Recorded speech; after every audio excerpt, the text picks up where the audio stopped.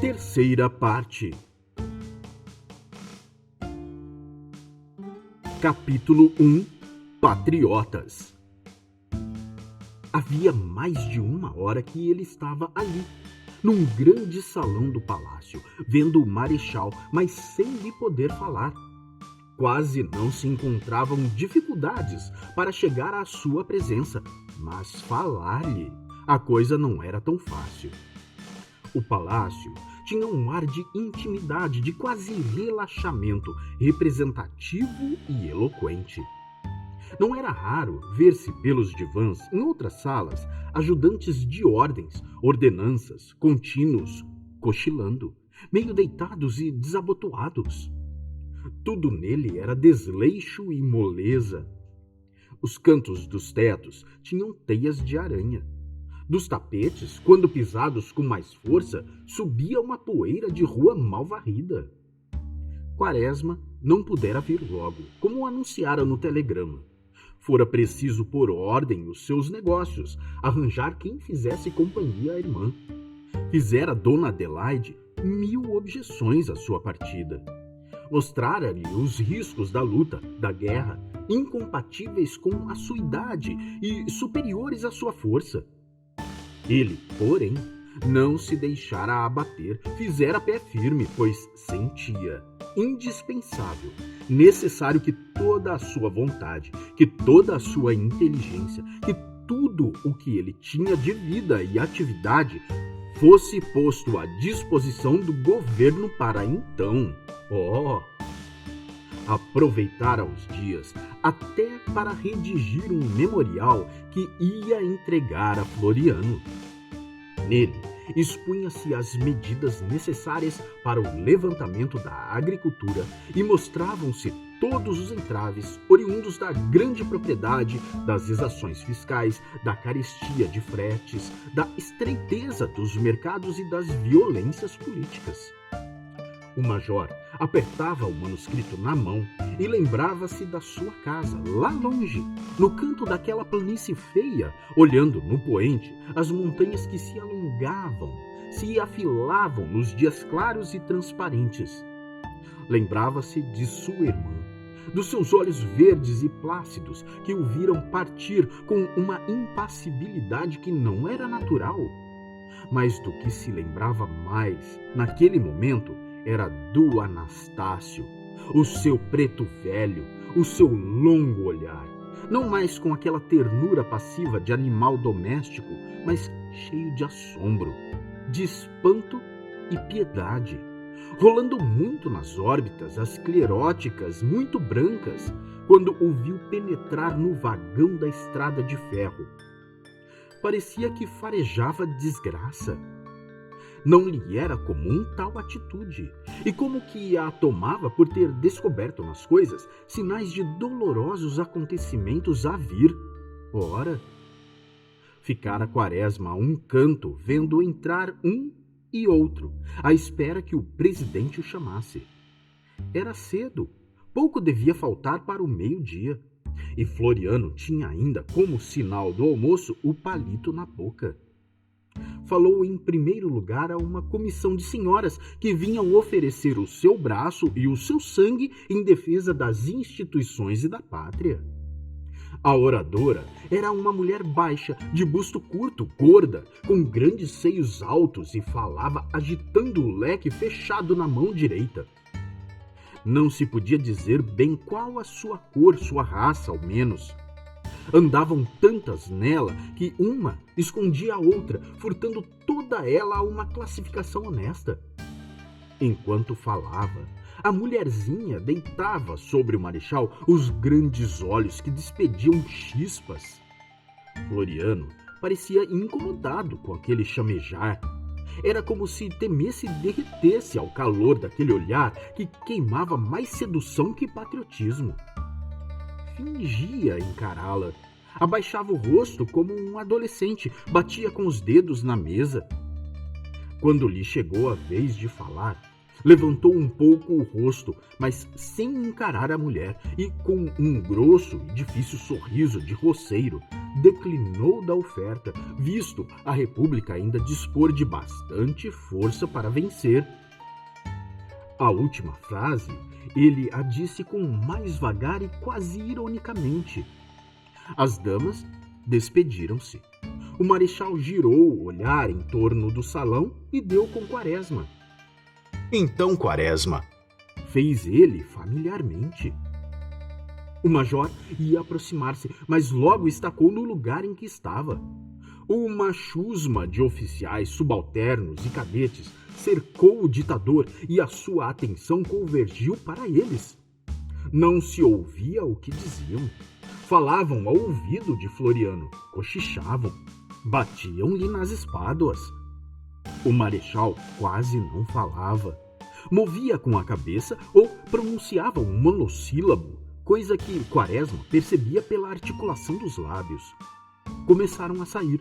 Apertavam a mão do ditador e um deles, mais jovial, mais familiar ao despedir-se, apertou-lhe com força a mão mole, bateu-lhe no ombro com intimidade e disse alto e com ênfase: energia, marechal.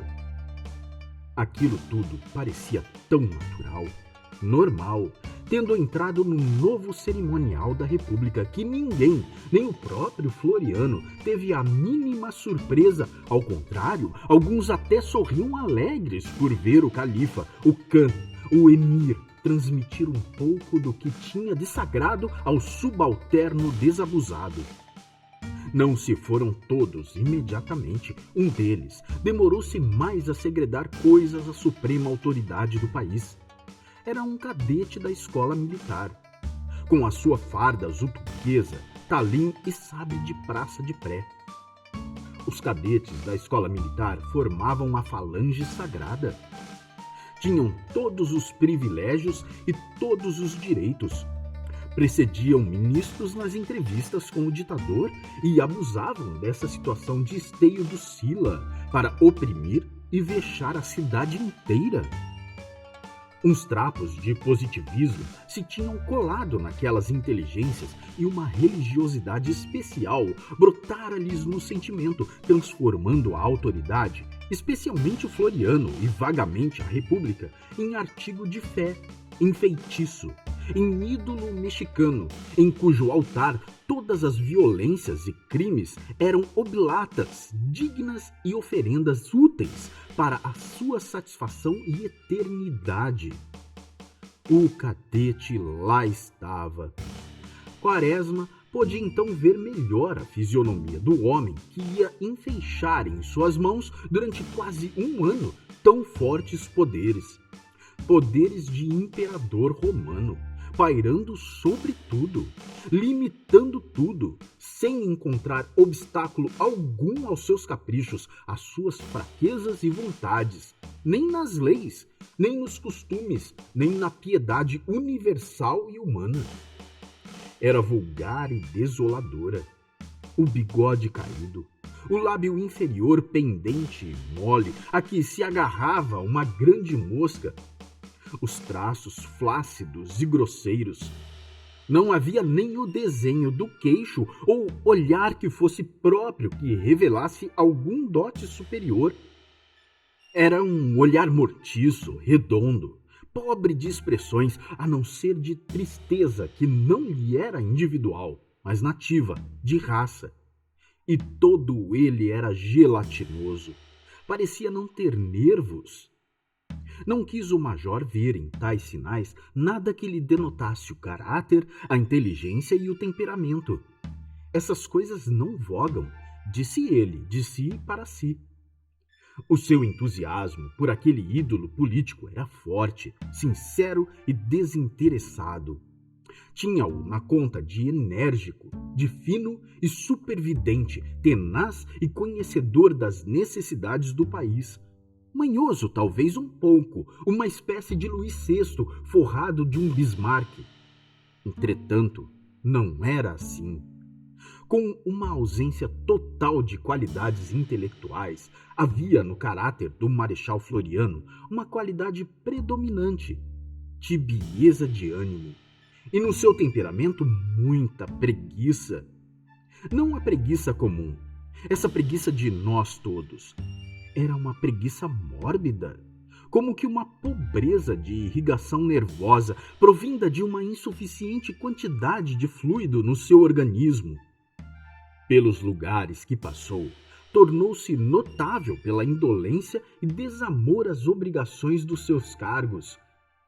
Quando diretor do Arsenal de Pernambuco, nem energia tinha para assinar o expediente respectivo.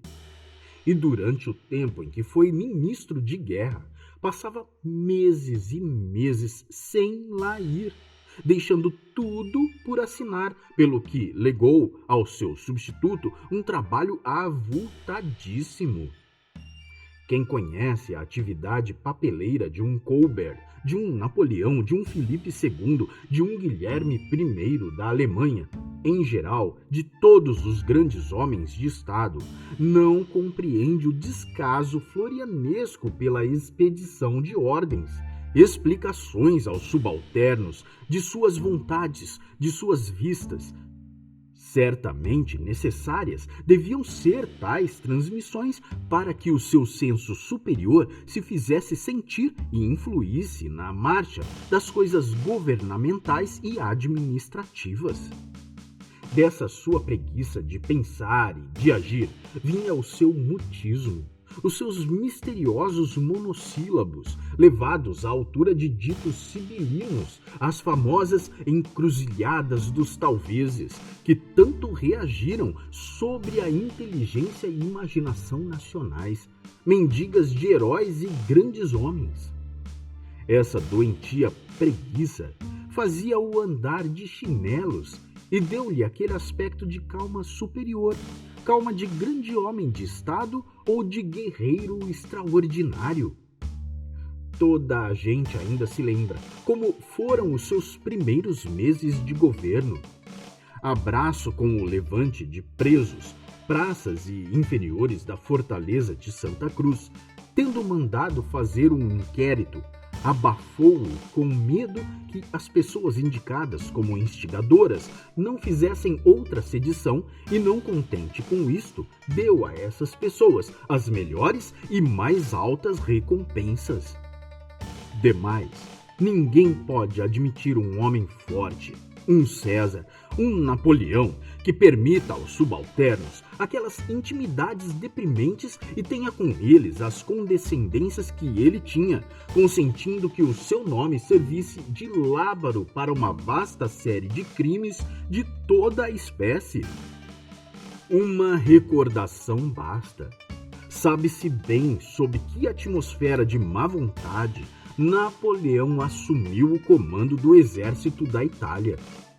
Ogerot, que o chamava general de rua, disse a alguém após lhe ter falado: O homem meteu-me medo. E o corso estava senhor do exército, sem batidelas no ombro, sem delegar tácita ou explicitamente a sua autoridade a subalternos irresponsáveis. De resto, a lentidão com que sufocou a revolta de 6 de setembro mostra bem a incerteza, a vacilação de vontade de um homem que dispunha daqueles extraordinários recursos que estavam às suas ordens. Há uma outra face do Marechal Floriano que muito explica os seus movimentos, atos e gestos. Era o seu amor à família. Um amor entranhado, alguma coisa de patriarcal, de antigo que já se vai esvaindo com a marcha da civilização. Em virtude de insucessos na exploração agrícola de 2 das suas propriedades, a sua situação particular era precária e não queria morrer sem deixar à família as suas propriedades agrícolas desoneradas do peso das dívidas. Honesto e probo como era, a única esperança que lhe restava repousava nas economias sobre os seus ordenados. Daí lhe veio essa dubiedade, esse jogo com pau de 2 bicos, jogo indispensável para conservar os rendosos lugares que teve e o fez atarrachar-se tenazmente à presidência da República. A hipoteca do Brejão e do Duarte foi o seu nariz de Cleópatra. A sua preguiça, a sua tibieza de ânimo e o seu amor fervoroso pelo lar deram em resultado esse homem, talvez, que, refratado nas necessidades mentais e sociais dos homens do tempo, foi transformado em estadista, em Richelieu, e pôde resistir a uma séria revolta com mais teimosia que vigor, obtendo vidas, dinheiro e despertando até entusiasmo e fanatismo. Esse entusiasmo e esse fanatismo que o amparam, que o animaram, que o sustentaram, só teriam sido possíveis depois de ter ele sido ajudante general do Império, senador, ministro, isto é, após se ter fabricado à vista de todos e cristalizado a lenda na mente de todos. A sua concepção de governo não era o despotismo, nem a democracia, nem a aristocracia. Era a de uma tirania doméstica. O bebê portou-se mal? Castiga-se. Levada a coisa ao grande, o portar-se mal era fazer-lhe oposição, ter opiniões contrárias às suas, e o castigo não eram mais palmadas, sim, porém, prisão e morte. Não há dinheiro no tesouro? Ponham-se as notas recolhidas em circulação, assim como se faz em casa quando chegam visitas e a sopa é pouca. Põe-se mais água. Demais, a sua educação militar e a sua fraca cultura deram mais realce a essa concepção infantil, raiando-a de violência, não tanto por ele em si, pela sua perversidade natural, pelo seu desprezo pela vida humana, mas pela fraqueza com que acobertou e não reprimiu a ferocidade dos seus auxiliares e asseclas. Quaresma estava longe de pensar nisso tudo. Ele, com muitos homens honestos e sinceros do tempo, foram tomados pelo entusiasmo contagioso que Floriano conseguira despertar. Pensava na grande obra que o destino reservava àquela figura plácida e triste, na reforma radical que ele ia levar ao organismo aniquilado da pátria, que o major se habituara a crer a mais rica do mundo, embora de uns tempos para cá já tivesse dúvidas a certos respeitos. De certo, ele não negaria tais esperanças, e a sua ação poderosa havia de se fazer sentir pelos 8 milhões de quilômetros quadrados do Brasil, levando-lhes estradas, segurança, proteção aos fracos, assegurando o trabalho e promovendo a riqueza. Não se demorou muito nessa ordem de pensamentos. Seu companheiro de espera, desde que o marechal lhe falou familiarmente, começou a considerar aquele homem pequenino, taciturno de pince-nez, e foi-se chegando, se aproximando, e quando já perto, disse a Quaresma quase como um terrível segredo: Eles vão ver o caboclo. O major há muito que o conhece? Respondeu-lhe o major, e o outro ainda lhe fez uma outra pergunta. O presidente, porém, ficara só, e Quaresma avançou. Então, Quaresma, fez Floriano, venho oferecer a Vossa Excelência os meus fracos préstimos. O presidente considerou um instante aquela pequenez de homem, sorriu com dificuldade, mas levemente com um pouco de satisfação. Sentiu por aí a força de sua popularidade e, se não, a razão boa de sua causa. Agradeço-te muito. Onde tens andado? Sei que deixaste o arsenal. Floriano tinha essa capacidade de guardar fisionomias, nomes, empregos, situações dos subalternos com quem lidava. Tinha alguma coisa de asiático. Era cruel e paternal ao mesmo tempo.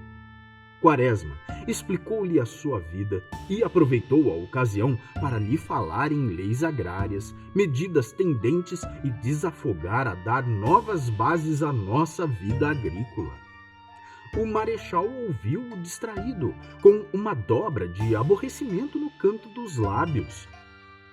Trazia a Vossa Excelência até este memorial. O presidente teve um gesto de mau humor, um quase não me amole, e disse com preguiça a Quaresma: Deixa aí.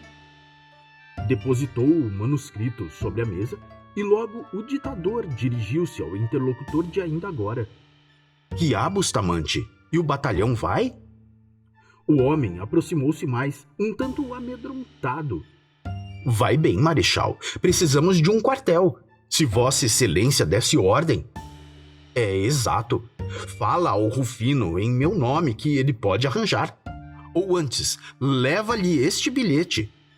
Rasgou um pedaço de uma das primeiras páginas do manuscrito de Quaresma e assim mesmo, sobre aquela ponta de papel a lápis azul, escreveu algumas palavras ao seu ministro da guerra. Ao acabar é que deu com a desconsideração. Ora, Quaresma, rasguei o teu escrito. Não faz mal, era a parte de cima, não tinha nada escrito. O major confirmou e o presidente, em seguida, voltando-se para Bustamante: Aproveita Quaresma no teu batalhão. Que posto queres? Eu? Fez Quaresma estupidamente. Bem, vocês lá se entendem.